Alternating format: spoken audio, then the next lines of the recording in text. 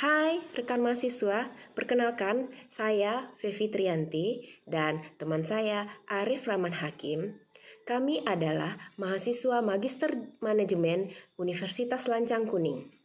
Pada kesempatan kali ini, kami akan mempresentasikan hasil diskusi kami tentang Quality Control Model sebagai salah satu tugas mata kuliah Manajemen Operasional dengan dosen pengampu Bapak Dr. Bambang Supeno. Quality control adalah usaha yang dilakukan perusahaan untuk mempertahankan bahkan meningkatkan kualitas produk yang mereka hasilkan. Sedangkan tujuannya adalah dengan menggunakan semua aspek yang dibutuhkan untuk melakukan optimasi dan perbaikan saat produksi sehingga mendapatkan hasil peningkatan kepuasan konsumen. Definisi konvensional dari kualitas yaitu menggambarkan karakteristik langsung dari suatu produk seperti performansi, keandalan, mudah dalam penggunaan, estetika, dan lain-lain. Sedangkan definisi strategik dari kualitas yaitu segala sesuatu yang mampu memenuhi keinginan atau kebutuhan pelanggan. Evolusi mutu dimulai sejak 4.000 tahun yang lalu ketika bangsa Mesir kuno mengukur dimensi batu-batuan untuk membangun piramid. Evolusi mutu ini yang pertama yaitu inspeksi. Pada saat ini pemeriksaan hanya pada hasil produksi. Dimulai pada tahun 1920, para inspektor mengukur hasil produksi berdasarkan spesifikasi. Kemudian, bagian inspeksi tidak independen sehingga sering diabaikan ketika menyerahkan hasil pemeriksaan atau pengukuran. Yang kedua, pengendalian mutu. Dimulai tahun 1940 saat Perang Dunia Kedua yang menuntut bahwa semua alat-alat militer itu tidak boleh cacat. Sehingga pemeriksaan dilakukan selama proses produksi dan bagian quality control juga independen, mulai menggunakan prinsip statistik pada saat ini. Yang ketiga dari evolusi mutu ini adalah pemastian mutu. Mulai dilakukan analis yang mendalam atas hasil statistik pemeriksaan. Diterapkannya pada seluruh bagian organisasi. Bagian QA yang fokus dan independen untuk memastikan proses dan mutu produksi. Kemudian melaksanakan audit operasi, pelatihan, analis kinerja teknis, dan membuat petunjuk operasi. Evolusi mutu yang keempat adalah manajemen mutu. Pemastian mutu hanya memastikan melaksanakan pengendalian mutu, tetapi belum ada upaya peningkatan atau perbaikan. Dalam manajemen mutu, di samping audit, juga diadakan evaluasi serta perencanaan perbaikan. Kemudian, yang kelima adalah manajemen mutu terpadu. Dalam perkembangannya, secara holistik, ternyata yang mempengaruhi kepuasan pelanggan bukan hanya fungsinya saja, tapi seluruh individu dalam perusahaan tersebut. Pendekatan quality control berupa pendekatan teknik statistika, yaitu grafik, histogram, tabel, dan diagram pancar.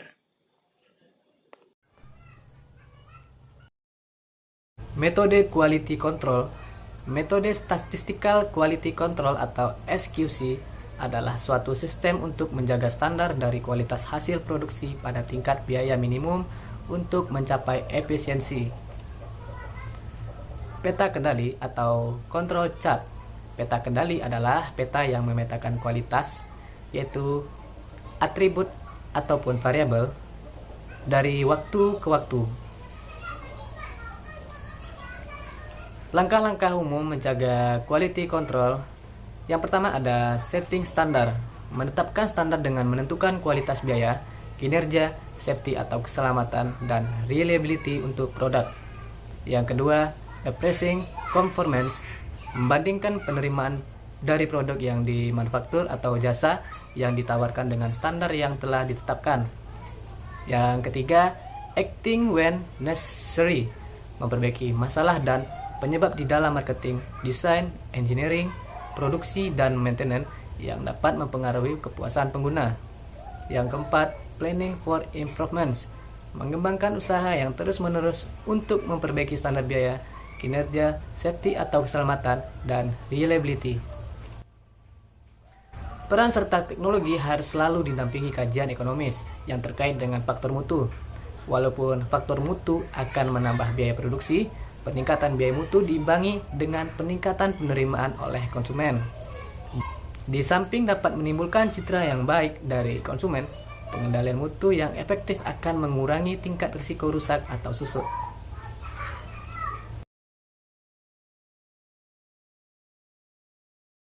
Proses dari pengendalian mutu, yang pertama dapat kita identifikasi standar yang relevan. Selanjutnya, kita mengevaluasi keseluruhan kinerja proses untuk menjamin kesesuaian dengan seluruh standar mutu. Dan terakhir, kita memantau dan evaluasi hasil dari tiap tahap proses dan merumuskan tindakan perbaikan agar tidak berulang kesalahan yang sama.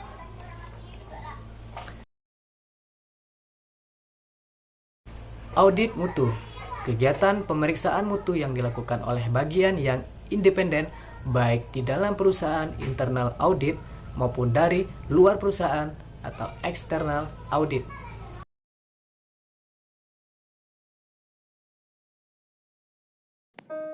Kita langsung input data produknya untuk melihat apakah ada nilai yang melebihi batas standar yang sudah ditetapkan dan mempertahankan kualitas. Dan setelah mendapatkan data, kita langsung bisa mencari rata-rata statistiknya. Kemudian dari studi kasus ini, kita menghitung rata-rata tiap subgrupnya. Dan pertama ditulis X bar. Kita mengambil 5 sampel tersebut, lalu kita drag ke bawah, jadi kelihatan nilai rata-rata per harinya. Lalu kita mencari nilai R, yaitu rata-rata terbesar dan terkecilnya setiap subgroup. Dan kita drag ke bawah lagi, sehingga dapat nilai per harinya. Lalu kita mengambil nilai rata-rata dari X bar. Untuk rumus rata-rata kita bisa membuat sama dengan average, dan kita klik kolom-kolom tersebut. Dan kita mengambil rata-rata terbesar dan terkecilnya itu kita buat sama dengan max. Selanjutnya kita mengambil nilai rata-rata dari R, yaitu selisih data terbesar dan terkecil setiap subgroup. Selanjutnya kita melihat tabel, yaitu tabel A dan D, tabel dari X bar dan R. Dari tabel ini kita mengambil sesuai dengan kasus kita, yaitu menggunakan 5 sampel, sehingga kita mendapatkan nilai A, D3 dan D4 di kolom nomor 5 sesuai dengan sampel kita yang berjumlah 5. Selanjutnya kita mengambil nilai batas atas dari UCL. Rumusnya adalah nilai dari rata-rata X bar ditambah dengan nilai A2 dalam kurung dikali dengan rata-rata R. Selanjutnya di drag ke bawah per 10 harinya. Lalu bisa kita beri tanda untuk nilai batas atasnya sehingga mudah kita lihat nanti dari chart grafiknya. Lalu dibuat nilai batas bawah kendali LCL dengan rumusnya, yaitu nilai rata-rata X bar dikurangi dalam kurung nilai A2 dikali rata-rata R. Lalu bisa dengan ditambah warna untuk nilai X bar dengan nilai rata-rata X bar dengan nilai kendali batas atas dan batas bawah. Untuk rumus kendali batas atas rata-rata LCL, diagram R ditulis sama dengan nilai D4 dikali nilai rata-rata R. Dan batas kendali bawah LCL, diagram R ditulis sama dengan nilai D3 dikali nilai rata-rata R. Dan terakhir kita menampilkan grafik.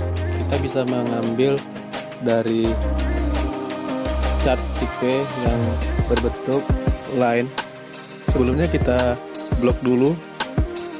Untuk X bar kita samakan dengan nilai batas atas batas bawah X bar, dan kita bisa memilih insert chart sehingga tampil diagram garis menampilkan chart diagram tadi, jadi sama saja Sama, kita klik dengan insert chart dan sebelumnya kita pilih dulu chart yang mau kita tampilkan, kolom-kolomnya. Terlihat ada data yang sangat signifikan seperti chart di bawah ini yang melewati warna kuning, yaitu nilai batas atas yang sudah ditetapkan.